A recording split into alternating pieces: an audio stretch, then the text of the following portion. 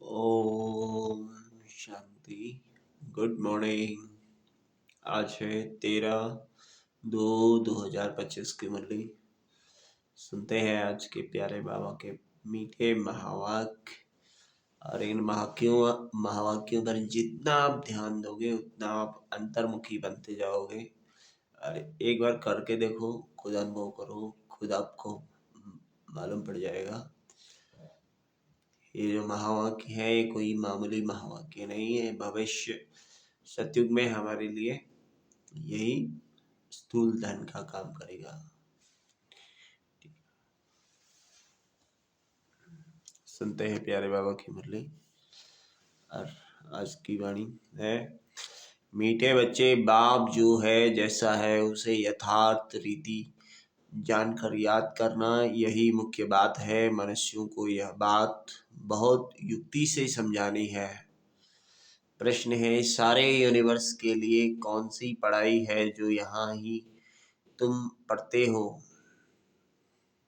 उत्तर है, सारे यूनिवर्स के लिए यही पढ़ाई है कि तुम आत्मा, सब आत्मा हो। आत्मा समझ बाप को याद करो तो पावन बन जाएंगे। सारे यूनिवर्स का जो बाप है वह एक ही बार आते हैं, सबको पावन बनाते हैं, वही रचता और रचना की नॉलेज देते हैं। इसलिए वास्तव में यह एक ही यूनिवर्सिटी है। यह बाप बच्चों को स्पष्ट कर समझानी है। यह बात बच्चों को स्पष्ट कर समझानी है। सारे जहान, सारे विश्व, सारे यूनिवर्स के लिए यही पढ़ाई है। तुम सब आत्मा हो। आत्मा समझ बाप को याद करो। अपने को आत्मा समझना है और बाप को याद करना है, तभी आपकी याद सफल होगी। ओम शांति। भगवानो आज अब यह तो रूहानी बच्चे समझते हैं कि भगवान कौन है।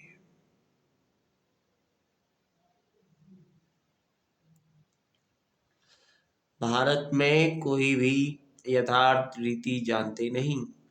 कहते भी हैं, मैं जो हूँ जैसा हूँ, मुझे यथार्थ रीति कोई नहीं जानते। तुम्हारे में भी नंबरवार है, नंबरवार पुरुषार्थ अनुसार जानते हैं। बल यहाँ रहते हैं परंतु यथार्थ रीति से नहीं जानते। भगवान जो है जैसा है कोई नहीं जानता है। अनेक देवी देवताओं को भी भगवान बोल देते हैं। जिसकी भी पूजा करते हैं, पत्थरों की पूजा करते हैं तो पत्थर को भी भगवान बोल देते हैं। अभी डायलॉग मारते हैं, पूजो मानो तो मानो तो न मानो तो पत्थर, मानो तो भगवान। ऐसा भी डायलॉग मारते हैं।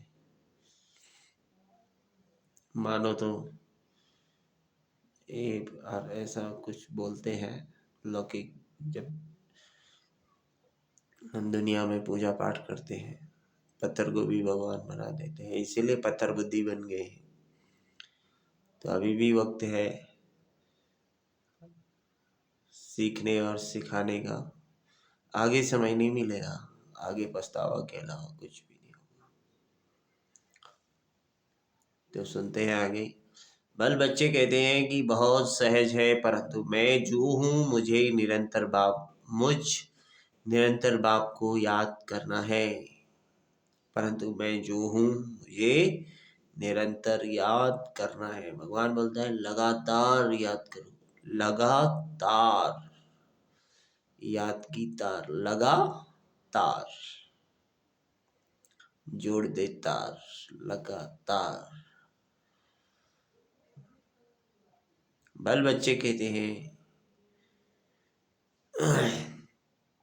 बुद्धि में यह युक्ति रहती है, मैं आत्मा बहुत छोटा हूँ, हमारा बाबा भी बिंदी छोटा है। आधा कल्प तो भगवान का कोई नाम भी नहीं लेते हैं।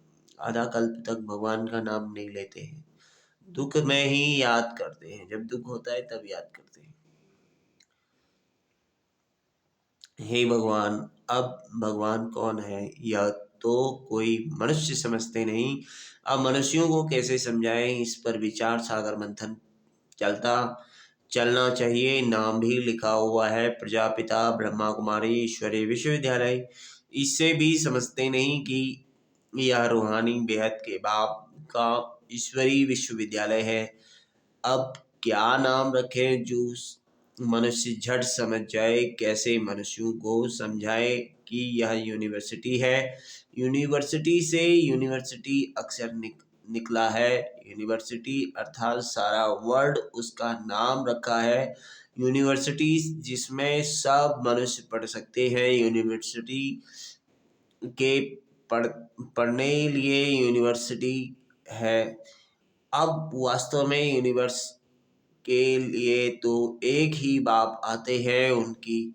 यह एक ही यूनिवर्सिटी है। एम ऑब्जेक्ट भी एक है। बाप ही आकर सारे यूनिवर्स को पावन बनाते हैं, योग सिखलाते हैं। यह तो सब धर्म वालों के लिए है। कहते हैं अपने को आत्मा समझो, सारे यूनिवर्स का बाप है। इनकॉर्पोरेट गॉड फादर तो क्यों ना इनका इसका नाम spiritual university of spiritual incorporeal God father रखें। ख्याल किया जाता है ना, मनुष्य ऐसे हैं जो सारे वर्ल्ड में बाप को एक भी नहीं जानते। इतने मनुष्य हैं, इतने मनुष्यों में बाप को कोई भी नहीं जानते, बोलते बाबा। रचता को जाने तो रचना को भी जाने। रचता द्वारा ही रचना को जाना जा सकता है। बाप बच्चों को बहुत कुछ समझा देंगे और कोई भी जानते नहीं। ऋषि मुनि भी नेति नेति कहते गए हैं। जो द्वापर में ऋषि मुनि आदि थे, जिन्होंने घोर तपस्या की, जिनके फलस्वरूप आज भारत टिका हुआ है, उन लोगों ने भी नेति नेति कह दिया, नयति नयति। उन्होंने भी बाबा को नहीं जाना। बाबा जब तक अपना परिचय स्वयं नहीं देते, कोई भी नहीं जान सकता। अभी रचता ने समझाया है। बाप कहते हैं मुझे मुझे सब पुकारते भी है कि आकर हमको सुख शांति दो, क्योंकि अभी दुख अशांति है। उनका नाम ही है दुख हरता सुख करता। वहाँ कौन है भगवान, वह कैसे दुख हर कर सुख देते हैं, यह कोई नहीं जानते। तो ऐसे क्लियर कर लिखें जो मनुष्य समझे। निराकार गॉड फादर ही यह नॉलेज देते हैं। ऐसे ऐसे विचार सागर मंथन करना चाहिए। बाप समझाते हैं मनुष्य सभी है पतर बुद्धि, अभी तुमको पारस बुद्धि बना रहे हैं। वास्तव में पारस बुद्धि उन्हें कहेंगे जो कम से कम 50 से अधिक मार्क्स लें। फेल होने वाले पारस बुद्धि नहीं। यह भी कोई समझते नहीं है कि राम को बाण क्यों दिखाए हैं। श्री कृष्ण को स्वदर्शन चक्र दिखाया है कि उसने सबको मारा और राम को बाण दिए हैं। एक खास मैगजीन निकलती है जिसमें दिखाया है श्री कृष्ण कैसे स्वदर्शन चक्र से बकासुर आदि को मारते हैं। दोनों को हिंसक बना दिया है और फिर डबल हिंसक बना दिया है। कहते हैं उन्हों को भी बच्चे पैदा हुए ना। अरे वह है ही निराकारी देवी देवता, निर्विकारी देवी देवता।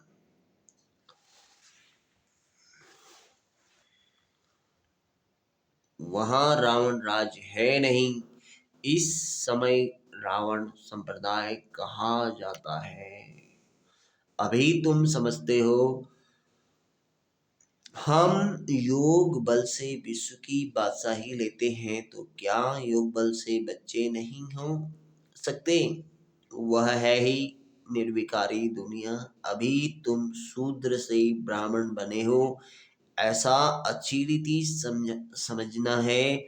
जो मनुष्य समझे, इनके पास पूरा ज्ञान है। थोड़ा भी इस बात को समझेंगे तो समझा जाएगा यह ब्राह्मण कुल का है। कोई के लिए तो झट समझ जाएंगे यह ब्राह्मण कुल का है नहीं। आते तो अनेक प्रकार के हैं ना। तो तुम spiritual university of spiritual incorporeal God father लिख कर देखो क्या होता है। विचार सागर मंथन कर अक्सर मिलाने होते हैं। इसमें बड़ी युक्ति चाहिए लिखने की। जो मनुष्य समझे, यहाँ यह नॉलेज गॉड फादर समझाते हैं अथवा राजयोग सिखलाते हैं, यह अक्सर भी कॉमन है। जीवन मुक्ति डीटी सॉर्वेंटी इन सेकेंड। ऐसे ऐसे अक्षर हो जो मनुष्यों की बुद्धि में बैठे।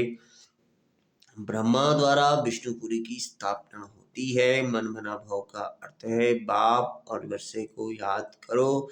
तुम हो ब्रह्मा मुख वंशावली ब्राह्मण कुलभूषण स्वदर्शन चक्रधारी। अब वह तो स्वदर्शन चक्र विष्णु को दिखाते हैं, श्री कृष्ण को भी चार भुजाएं दिखाते हैं।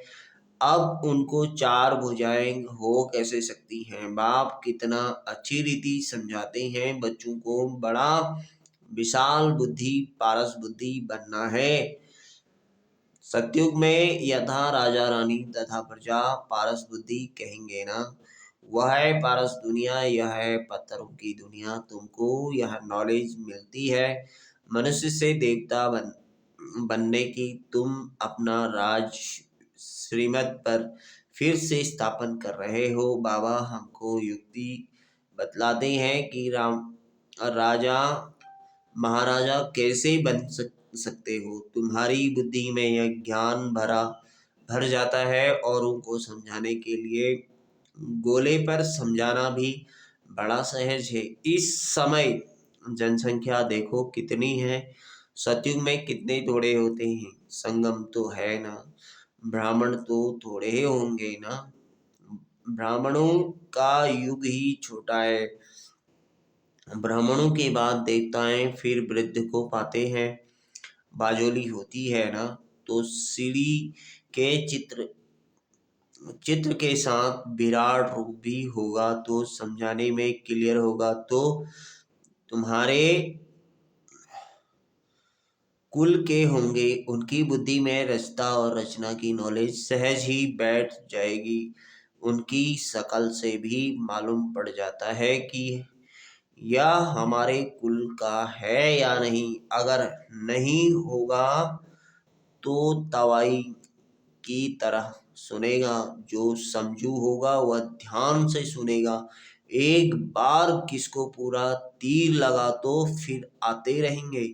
कोई प्रश्न पूछेंगे और कोई अच्छा फूल होगा तो रोज आप ही आकर पूरा समझ कर चला जाएगा। चित्रों से तो कोई भी समझ सकते हैं। यह तो बरोबर देवी देवता धर्म की स्थापना बाप कर रहे हैं। कोई न पूछते भी आप ही समझते रहेंगे। कोई तो बहुत पूछते रहेंगे, समझेंगे कुछ भी नहीं। फिर समझाना होता है। हंगामा तो करना नहीं है। फिर कहेंगे ईश्वर तुम्हारी रक्षा भी नहीं करते हैं। अब वह रक्षा क्या करते हैं सो तो तुम जानते हो। कर्मों का हिसाब किताब तो हर एक को अपना चुकतू करना है। ऐसे बहुत हैं। तबीयत खराब होती है तो कहते हैं रक्षा करो। बाप कहते हैं हम तो आते हैं पतितों को पावन बनाने। वह धंधा तुम भी सीखो।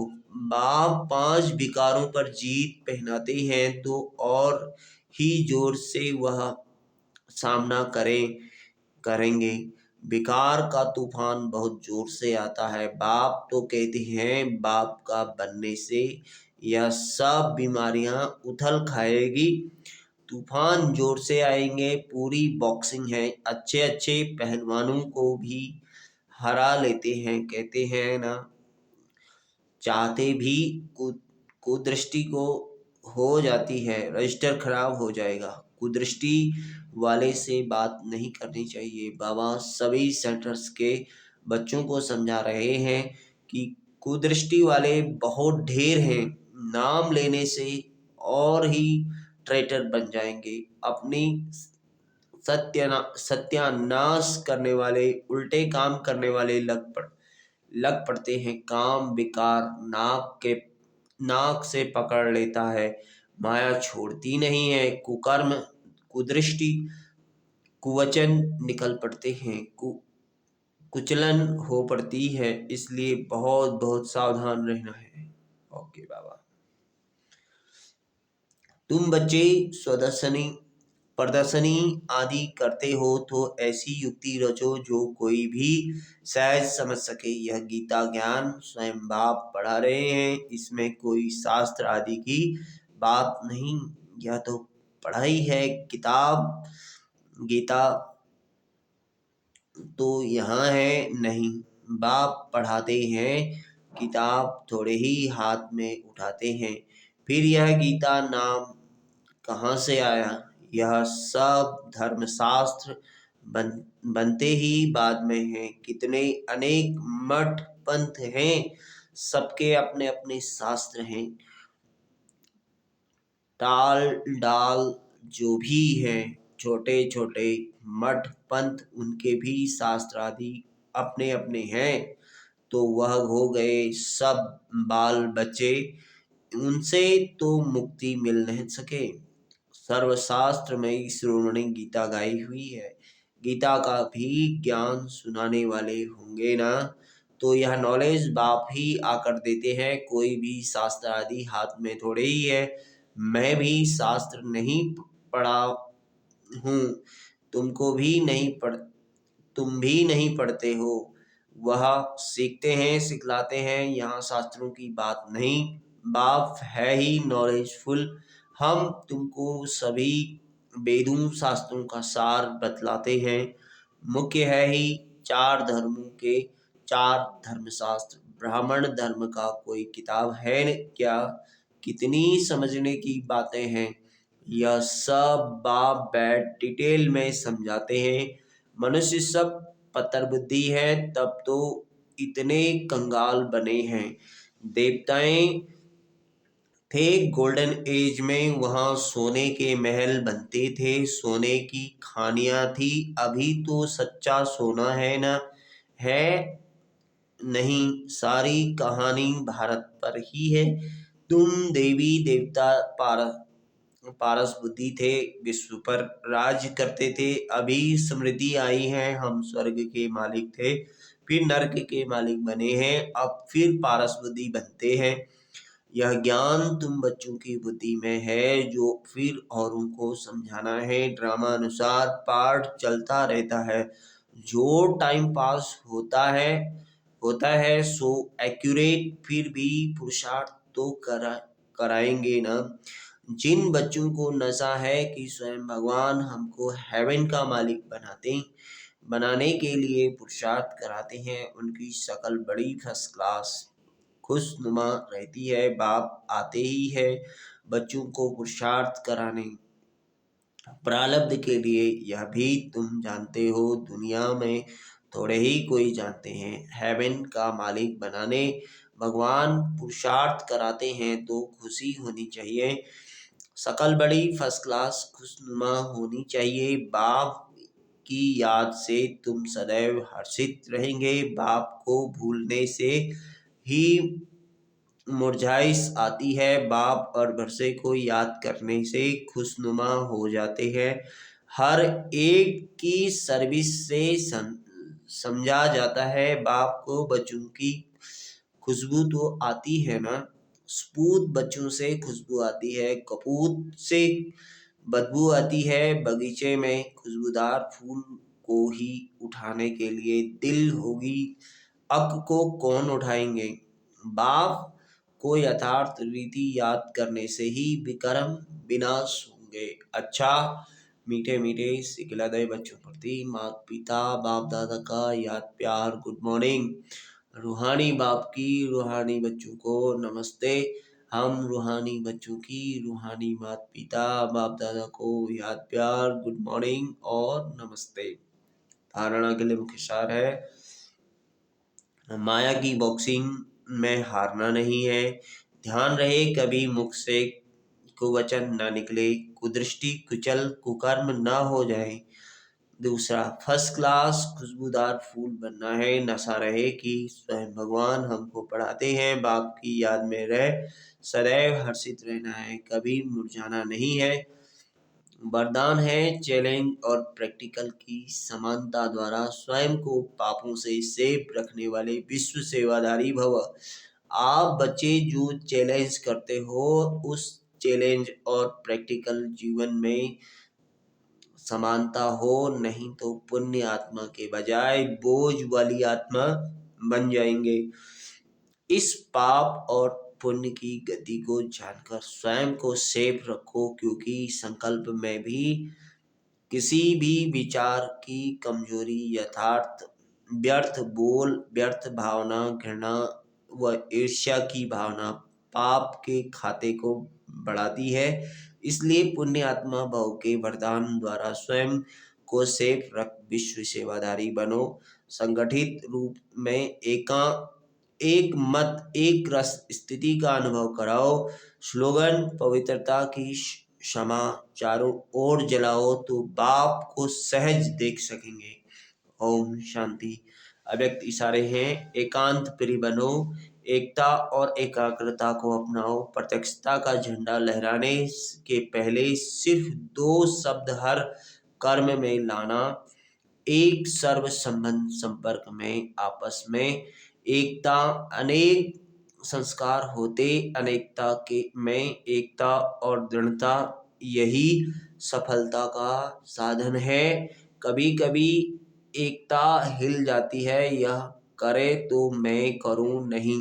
आप स्लोगन है, सर्व स्व परिवर्तन से विश्व परिवर्तन, विश्व परिवर्तन से स्व परिवर्तन नहीं।